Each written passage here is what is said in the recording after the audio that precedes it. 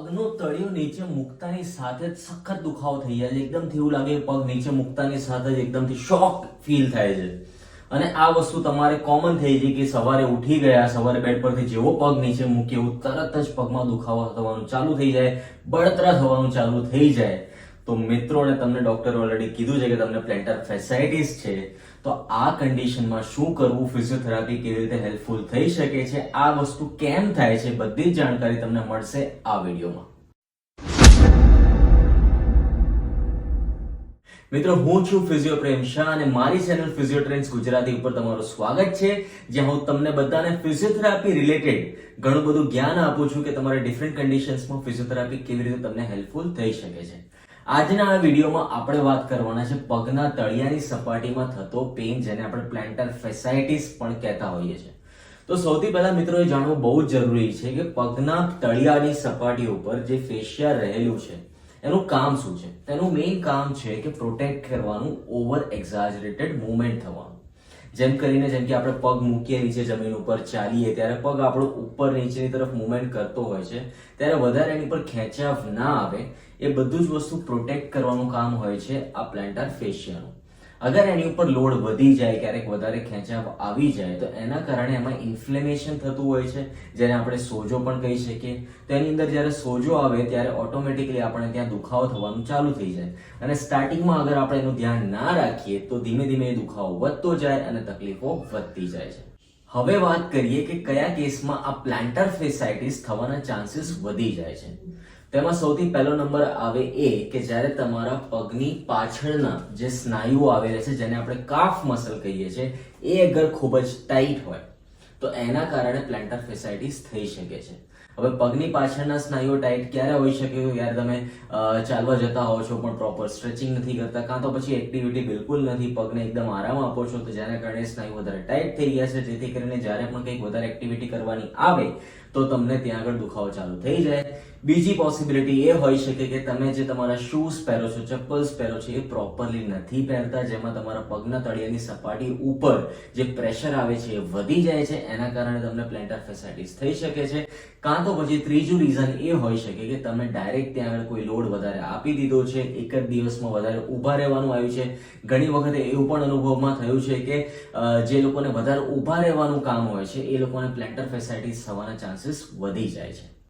હવે ગભરાવાની જરૂર નથી, કેમ કે કોઈ પણ કારણથી તમને પ્લેન્ટર ફેસાઇટિસ થયો હોય એનો ઈલાજ આપણી જોડે ફિઝિયોથેરાપી પોઈન્ટ ઓફ વ્યૂથી છે. તો હવે તમારે શું કરવું જોઈએ? સૌથી પહેલું, જ્યારે તમને ખૂબ જ દુખાવો થઈ રહ્યો છે ઓલરેડી, તો સવારે ઉઠીને બેડ પરથી પગ નીચે જમીન પર મૂક્યા પહેલા જ તમારે આ 3 સ્ટ્રેચીસ કરવાના છે.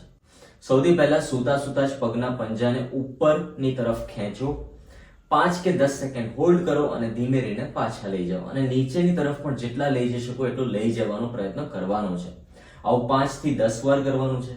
બીજી એક્સરસાઇઝ એ કે ખાલી ટોસને, તમારા જે અંગૂઠા છે એને ખાલી ઉપરની તરફ ખેંચવાનો પ્રયત્ન કરો, હોલ્ડ કરી રાખો 5 થી 10 મિનિટ અને પછી ધીમે રહીને એને પાછા નીચેની તરફ લઈ જાઓ. અને ત્રીજી એક્સરસાઇઝ એક્ટિવિટી એ કરવાની છે કે પગના પંજાને રાઉન્ડ ઘુમાવવાના છે તમારે, anti clockwise as well as clockwise. આ પણ વસ્તુ 10 વાર કરવાની છે અને એના પછી તમે ઊભા થઈ શકો છો, તમારી ડેલી રૂટીન એક્ટિવિટીઝ ચાલુ કરી શકો છો.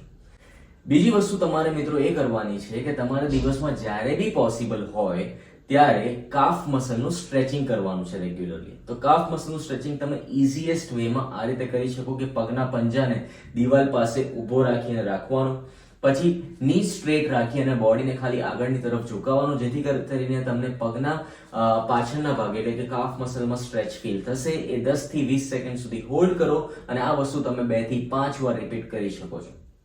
અને ત્રીજી વસ્તુ એ કરવાની છે કે જ્યારે દુખાવો ઓછો થઈ જાય એ પછી તમારે આ કસરત કરવાની છે, જેથી કરી તમે પગના પંજાના સ્નાયુઓને મજબૂત બનાવી શકો. તો એના માટે આરામથી ખુરશી પર બેસી જાઓ, નીચે પગના તળિયાને નીચે એક રૂમાલ કે જાડો ટોવેલ કશું પણ મૂકી દો, પછી ધીમે ધીમે પગના અંગૂઠાથી એ ટોવેલની અંદરની તરફ ખેંચવાનો પ્રયત્ન કરો, હોલ્ડ કરો, ધીમે રહીને ફરીથી એને હોલ્ડ કરો, અંદરની તરફ ખેંચો અને એવી જ રીતે એને પાછો સીધો કરવાનો પણ પ્રયત્ન કરવાનો છે. આ વસ્તુ પણ દિવસમાં તમે 2 વાર કરશો તો તમારા પગના જે પંજાના જે સ્નાયુઓ છે, ફેશિયા છે, એ વધારે મજબૂત થશે અને ફ્યુચરમાં તમને આ દુખાવો આવતા અટકાવશે. આ સિવાય પણ ઘણા બીજા કારણો હોઈ શકે છે જેના કારણે પગના પંજામાં આપણે તળિયામાં દુખાવો થઈ શકે છે. જેમ કે અમુક લોકોને ફ્લેટ ફૂટ હોય, કર્વ વધારે મોટા હોય, કાં તો પછી ટોસનો જે શેપ હોય અલગ ડિરેક્શનમાં હોય.